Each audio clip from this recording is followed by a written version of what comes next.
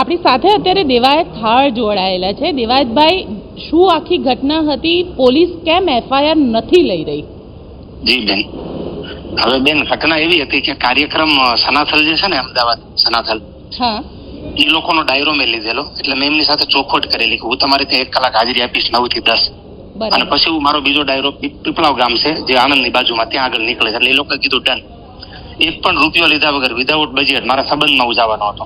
હા, એમના ઘરના સીસીટીવી તમે ચેક કરો, એમાં 8 વાગ્યાની મારી હાજરી છે. 9:30 સુધી હું રોકાણો.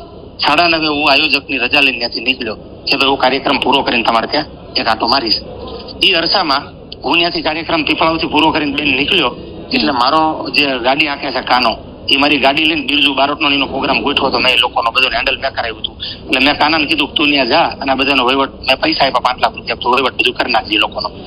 એટલે કાનો પૈસા લઈને ત્યાં આવ્યો. એટલે આ લોકોએ કાના આગળથી ગાડીની ચાવી લઈ લીધી આયોજકોએ, અને કીધું ગાડી તને નથી દેવાની, દેવાજભાઈને કહી દેજે ફાઈ કરી લે.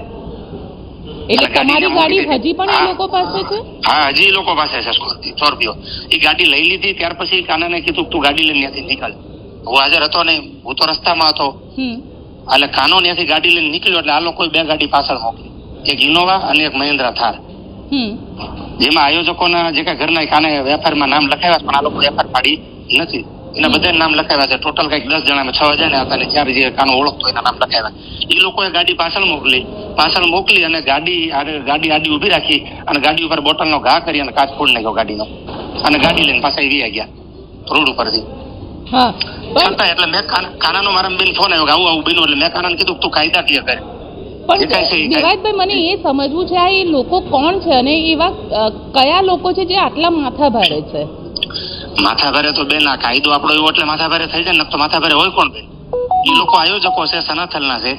એટલે એ લોકોએ આ વસ્તુ કરી જયારે ખાના ઉપર એટલે ખાનાનો મને ફોન આવ્યો કે ભાઈ આ લોકો ગાડી આડી ઉભી રાખી, કાચ ફોડ નાખ્યો, ગાડીની ચાવી લઈ લીધી અને ગાડી લઈને વી ગયા એ લોકો. એટલે મેં કાનાને કીધું ભાઈ કાંઈ વાંધો નહીં, ભલે વી ગયા, હું તો હતો ને હાજર. એટલે મેં કીધું કાંઈ વાંધો નહીં, તું જે કાંઈ થાય કાયદા પ્રોસેસ કર.